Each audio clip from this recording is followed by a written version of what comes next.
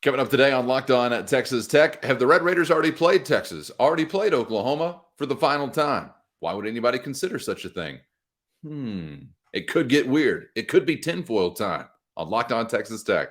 You are Locked On Texas Tech, your daily podcast on the Texas Tech Red Raiders, part of the Locked On Podcast Network, your team every day. We're going to start this thing off right. Raider!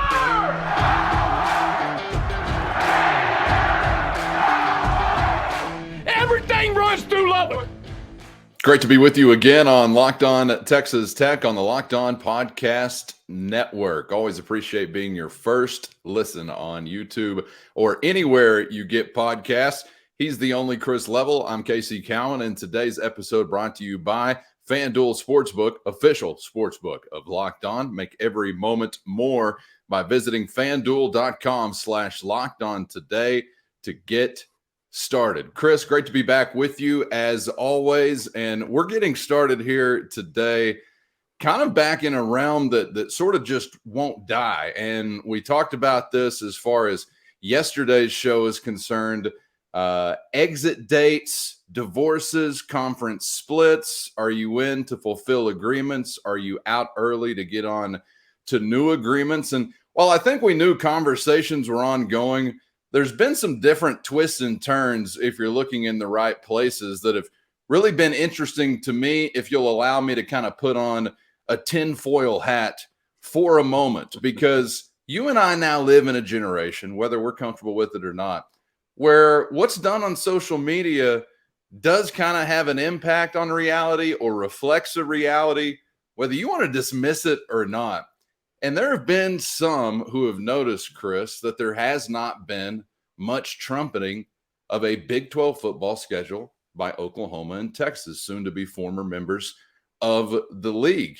And I'm talking this upcoming schedule. So I don't know how much you like to play in the conspiracy realm, Chris, which, by the way, is a term coined by the CIA to discredit those who are asking the right questions. And in 2023, the year of our Lord, conspiracy theorists, so-called, batting pretty well. The average is looking nice. But I don't know. I'm wondering if there's any fire to what could be a little smoke. Is this on your radar at all? So you remember whenever this thing gets announced, and we kind of, as a throwaway comment, we were talking about things that we had noticed or that things that had kind of caught our eye. And one of the things we talked about, and I didn't really think much of it at the time, was the fact that Oklahoma and Texas didn't really post these schedules. They didn't make a big deal about it, but they haven't even posted them on their websites or anything like that. And as the days have gone on, you hear from a few people. There's starting to be, enough whispers that, and I, first of all, so I'm clear, I don't really believe that this would be true. I just can't process it. However, if I wouldn't be saying it if I didn't go, well, interesting. Maybe there's still some thought that these two schools won't even play in this league this year. And that's, that's like a moment you need to process right there. That strikes me as whoa. Yeah. And I think there's a few people kind of floating that out there. No one has actually reported it. Okay. Quote unquote. But yeah.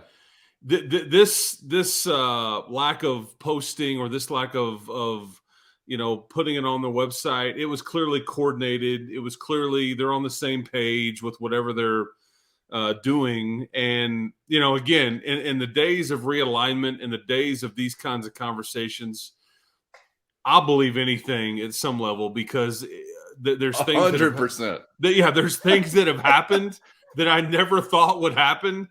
And like this right here. I mean, I just never thought years ago we'd be sitting here talking about Oklahoma and Texas going to the SEC, and now it's just kind of normal.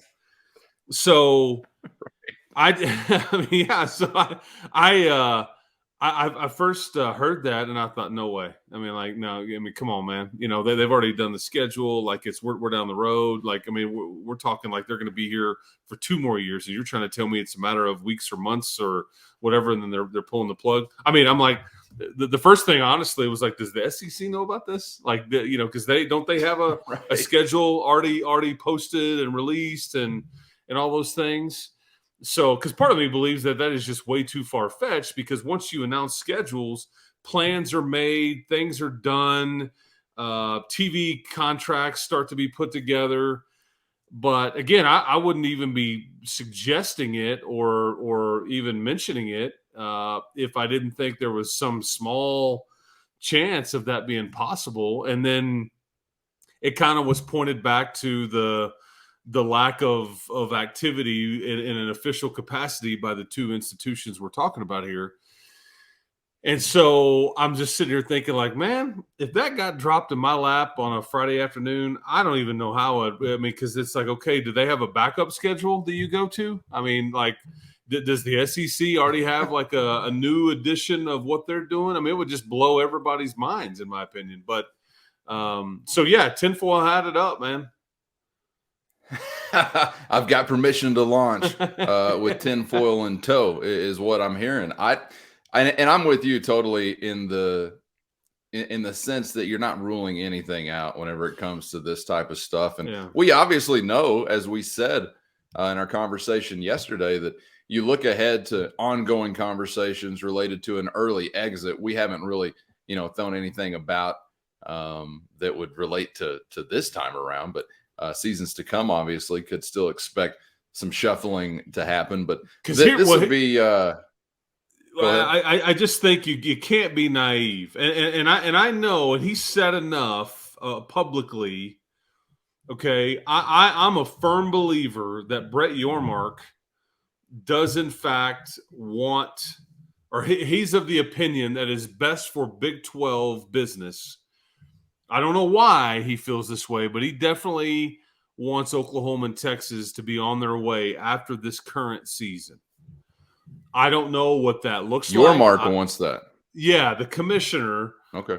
That's his preference. I think that you can read the tea leaves there on things that he has said and the way he's acted. I mean, all that. I think that he feels it's best for Big 12 business if they are, in fact, away from you and you can kind of move on forward and all those things. Again, why he feels this way, what all is going into those thoughts, I can't begin to tell you, nor what does it need to look like for that to happen. We've talked about TV contracts and whether, because I mean, if the league, and here's the other thing too, does everybody in the Big 12 feel the same way?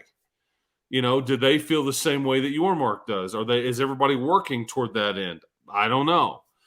And I know I use the phrase, you need to be made whole for everybody to be okay with that.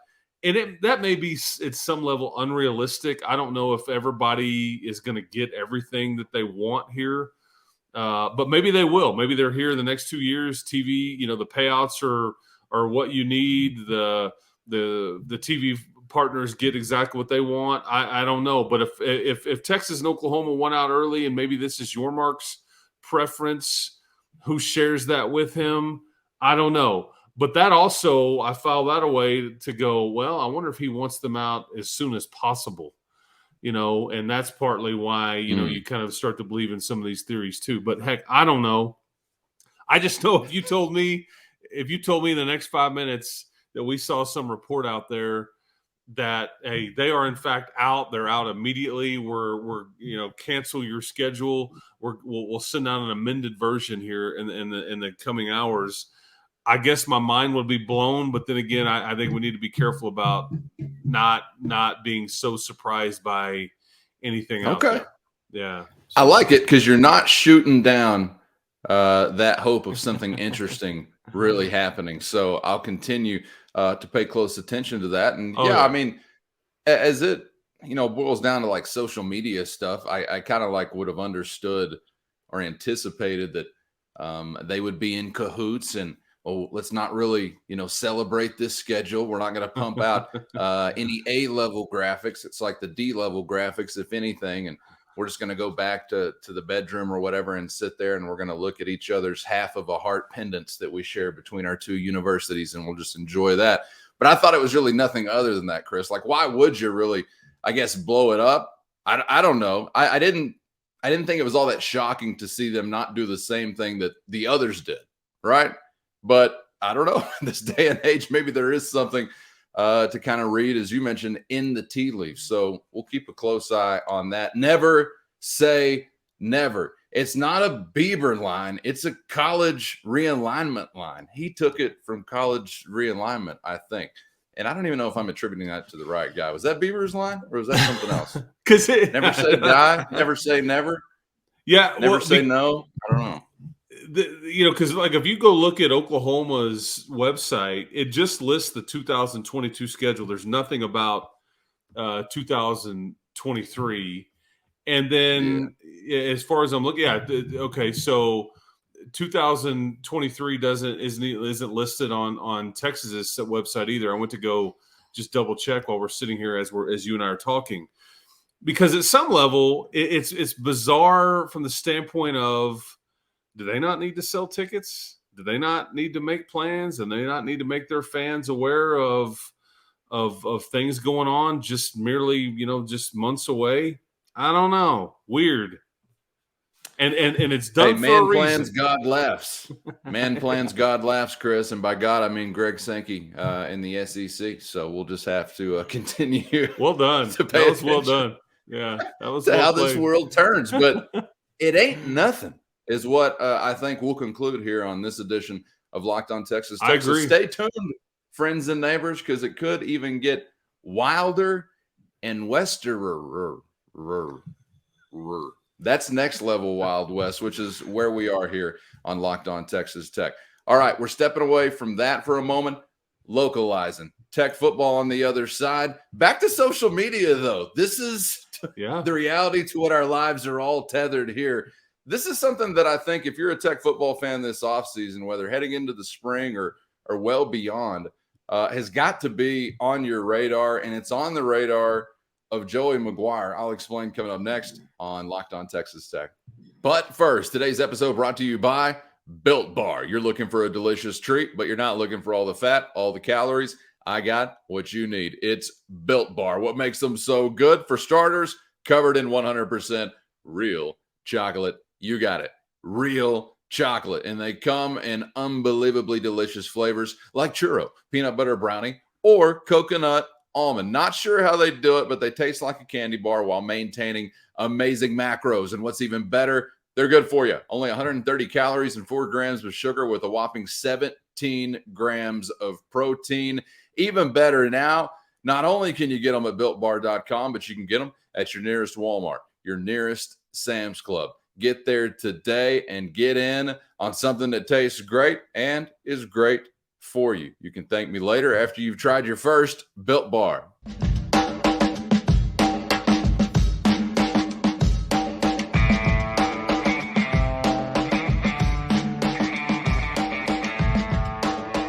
Glad to have you along for the ride on Locked On Texas Tech.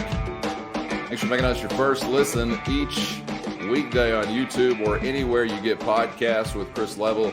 I'm Casey Cowan coming to you from west of the 100th Meridian, where it's really going down. You know where you are? You're west of the 100th Meridian, baby. You're gonna die.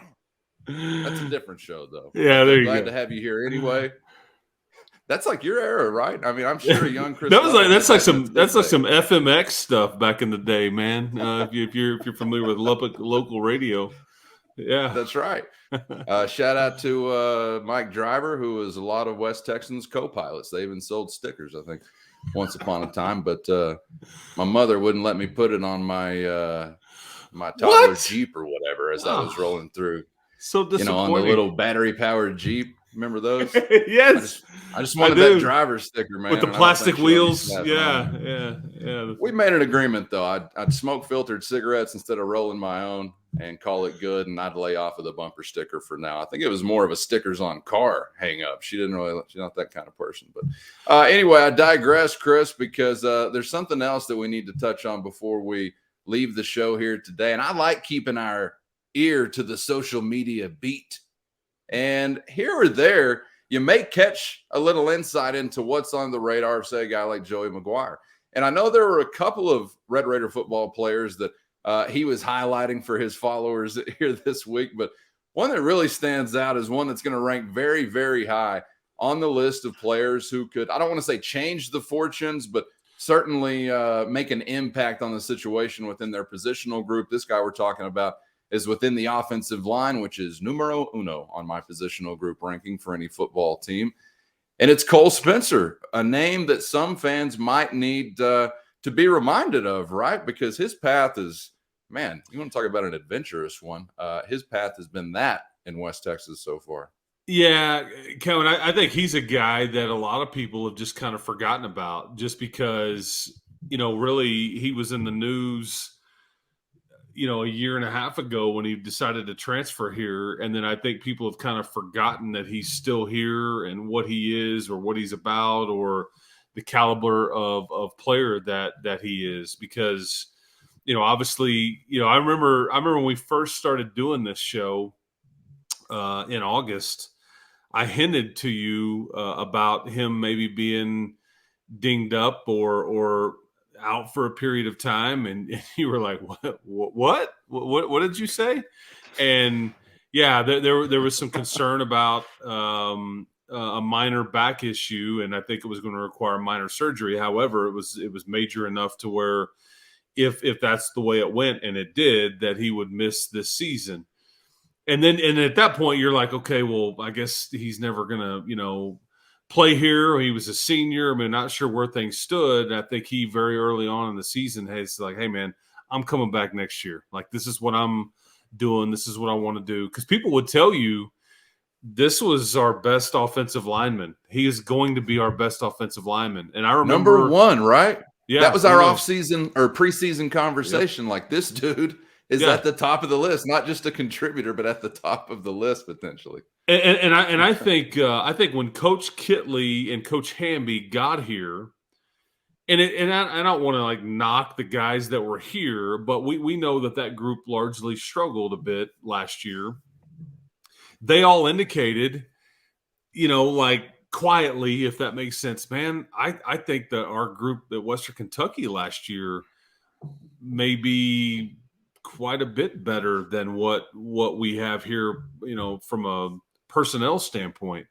And again, that wasn't some story that was written or whatever, but it was just like, I think when they kind of got here and the reality set in as they got through the spring and all these things, and there were some guys that were hurt. I mean, again, there was a reason that you go sign 4 or 5 different transfers last year, because I think that they looked at it immediately. Were like, this group needs help, and it needs help right now.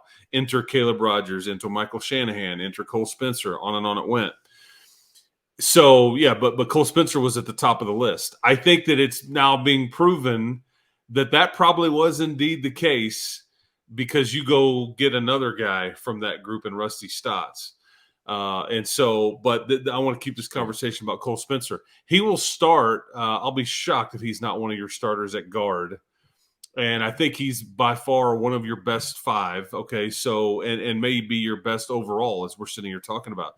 Could Stotts be better? Could Dennis Wilburn be better? I don't know. I hope that is a tough conversation and a tough question to answer, because it means you've got lots of help and depth, and now you've got some possibilities there.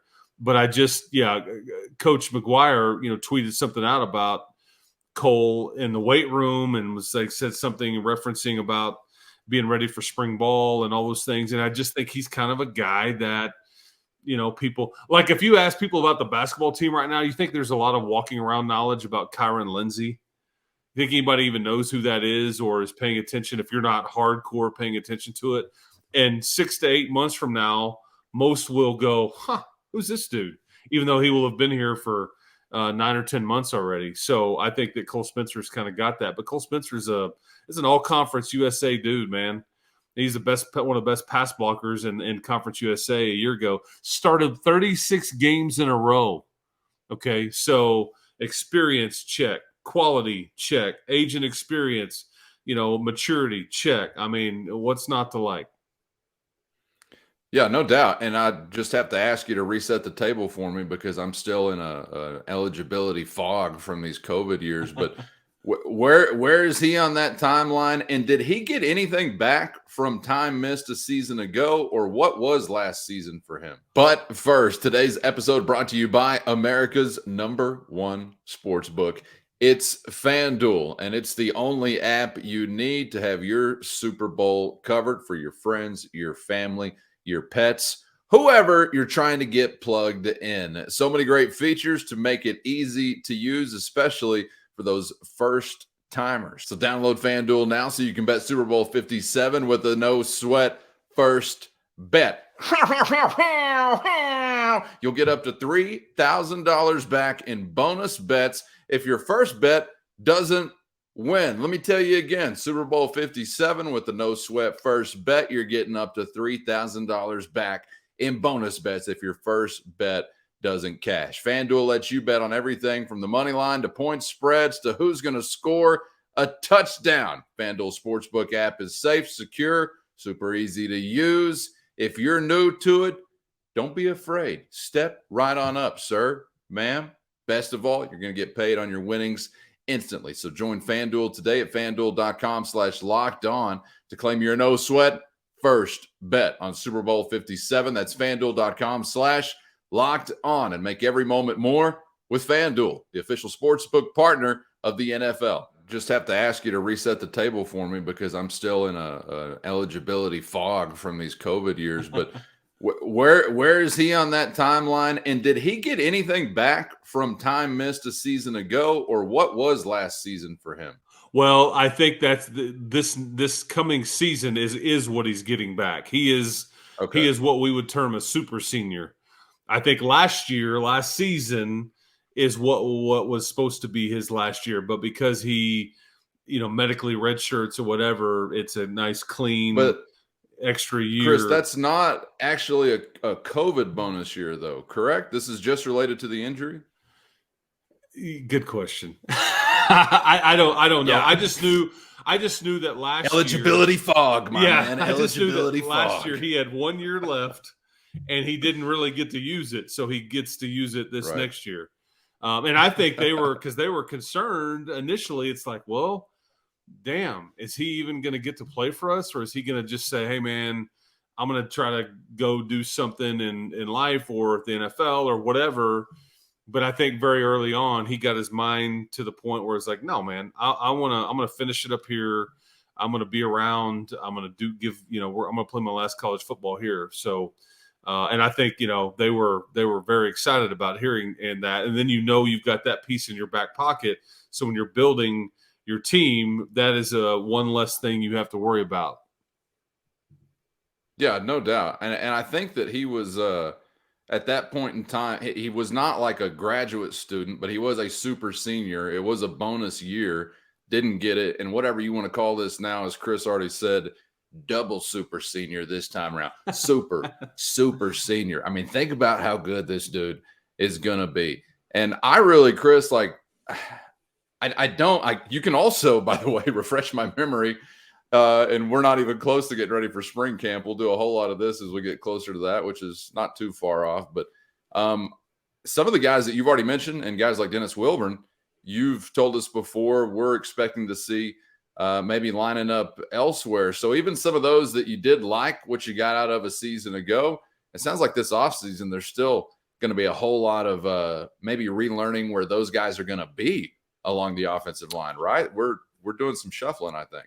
Yeah, I think so. I mean, Rusty Stotts is a center.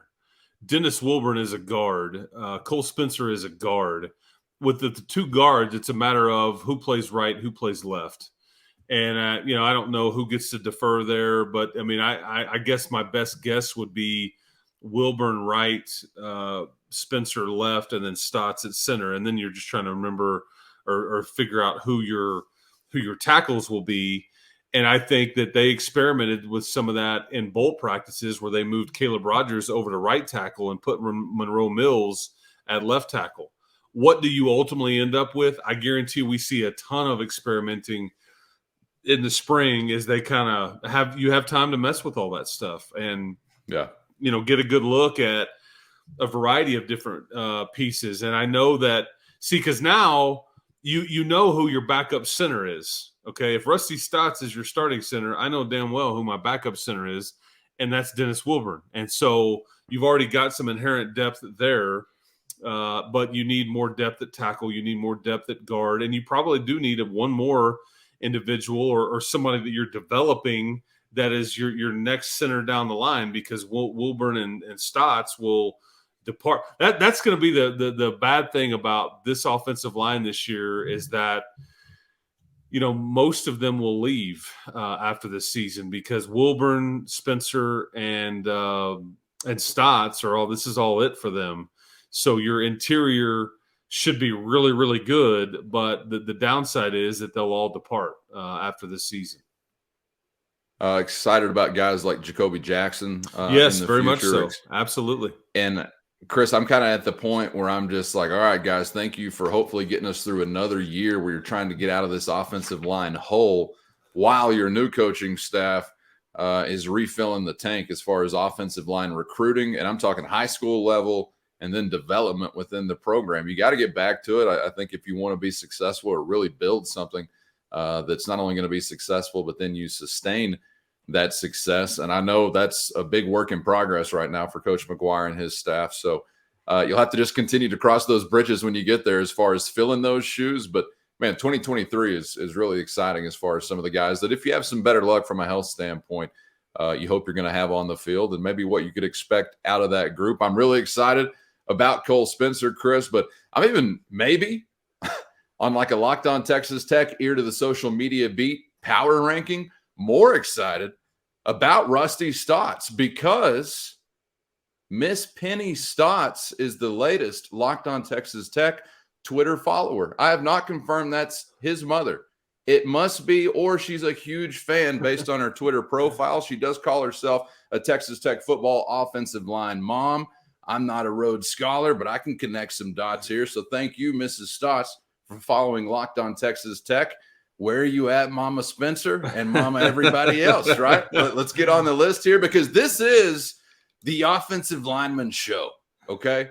There's nobody that's going to respect more what those guys are doing up front in the trenches. And, hey, if you need an education on why it's so high on the list or at the top of the list, just look at where we've come from in this last decade, Chris, how hit or miss and unable you really have been to establish things there in the trenches for whatever reasons. And I know there are a variety of them. But I know that's part of what Coach Hamby, Coach McGuire, Coach Kitley, and others are trying to restore because once upon a time, you really had a nice era of some really stout, certainly above average offensive lines. Oh, man. I mean, yeah, you've had, you've got two guys playing in the Super Bowl this weekend, but there wasn't too far many years ago when, you had Louis Vasquez was doing that. Manny Ramirez was doing that. I mean, you've had some really good guys up front in recent memories. And I'm going way back there too, but I hope that Mrs. Stotts does look at some previous shows when we talked about Rusty, because I mean, that was a massive get internally for the Red Raiders. And whenever they got him, there was this period of a couple of weeks where basically he was waiting to play in Western Kentucky's bowl game before making it official and announcing it publicly. But I think those of us, around here kind of knew, okay, this is done. Joey McGuire had sent out the Ric Flair, everything like that. But no, his Ric Flair. Yeah. That's actually like a line of flares that come out of a gun. It's the Ric Flair. Yeah, that's right. That's right. But because Stotts' addition, it allows you to move Dennis Wilburn, who we had a healthy respect for, to his maybe more natural position. But I mean, these are three guys, though, that if they stay healthy, I think that they all have a chance at the next level. That's how good I think you're talking here. I'm not guaranteeing that. I'm not saying that they are front runners to be involved there, but no, that's what you're dealing with, that level of quality with these three guys if they stay healthy and they continue to trend upward, I guess, through this offseason and this next season and play well. Chris, before we wrap it up, granted that the Mike Leach era of offensive lines was one of the best in the history of your program, so you're comparing it to really, really good days, to say the least. But I just wonder, from your perspective, as far as the recruiting angle or transfer angle, or where Texas Tech was really, putting their chips as far as trying to get offensive linemen on campus. I mean, what went awry? Because there were some individual standouts. I know there was a group here or there, but you just really haven't been able to get something established and then see that followed up year after year after year, going back over this previous decade to now. Yeah, and you're asking just at what point did it start going wrong? Well, do you think that there was an investment more so in, like, hey, we're going to hit on some of these like transfers, or we're going to go here, we're going to go there? Because offensive line to me is kind of a unique animal within a college football team as to how you build it. I think that where this position, and it's still recovering from it, hence the need for the Rusty Stotzes and the Cole Spencers to need to come in, or the Dennis Wilburns for that matter. I think in early on to the mid part of Cliff's tenure, the recruiting really fell off. And I think, if you remember, I mean, Jack Anderson also in recent memory, he's in the NFL right now. And that was a Lee Hayes, recruit. And, Lee Hayes was removed from this job, and Brandon Jones was hired after Lee Hayes got Jack Anderson signed. And your like your Bruffies, your I'm trying to remember some of the other, your Weston Wrights. I mean, there was a good little nucleus, but since those have departed, there was just way too much that were missed in the latter part of Cliff's tenure. Part of it was because he wasn't under a contract extension. Everybody viewed him as either lame duck, short timer, whatever. And I think that position maybe took the hit as much as any on just recruiting at the level that you needed to. And when you're trying to recruit 3 to 5 every year, and there's a couple of years where it misses, boy, you have a hard time catching up. And I think that the Red Raiders are still doing that. And even in Matt Wells' tenure, midway through or the year before he was, I guess, let go, they were trying to add another one in the portal, that offseason, prior to his what would end up being his last season here. And yet they looked at some things, and there just wasn't anybody out there that they felt was an upgrade. And I guess in a way, to their credit, they didn't stick this program with another albatross or somebody that just simply couldn't play. Because I think they that's where they had come down to, is like, if we go bring the available options in here right now, one of them, they're not any better than what we've got. They're just older, and it just doesn't make sense to use up a scholarship in that way. So they didn't. And, anyway, so that, but I think there's a variety of reasons why that, but hopefully Kitley, Hamby, Joey, there's some continuity, stability here.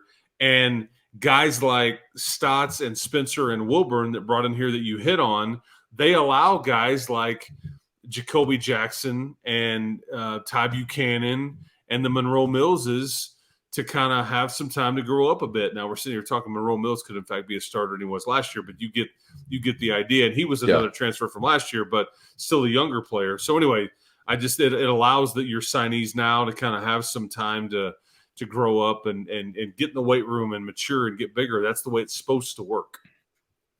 Right. I just wonder when we'll kind of, and I know everybody wants it yesterday, but when you'll see that transition more so towards maybe some of those guys that have spent time in your program. I just feel like offensive line has been one of those spots where you hadn't been able to quite get right. There have been some groups here or there that were decent, or some guys that were, professional, potential professional level talent, and then went on to make good on that. But you didn't really see it necessarily in Lubbock. And I just feel like we've talked about so many transfers if we've talked offensive line. And maybe that's just me. I haven't tallied up the numbers or anything like that. But I'm hoping that maybe we'll get back in fairly short order to seeing some of those that you're able to develop and keep on your campus for a period of time and really grow with, because obviously that impacts your team dramatically as far as how a game is going to be going and how a season is going to be going. And I will reiterate once again, any offensive line mothers, fathers, family members of any kind, this is your Texas Tech podcast. So please join us, just like Mrs. Stotts, on Twitter at Locked On Tech, YouTube, anywhere you get those casts, right, Chris? Absolutely. Keep hope alive, people, and offensive line moms, man. We're your podcast, man. So yeah, bring it on. Moms in general, but particularly offensive line moms. We are your Texas Tech podcast.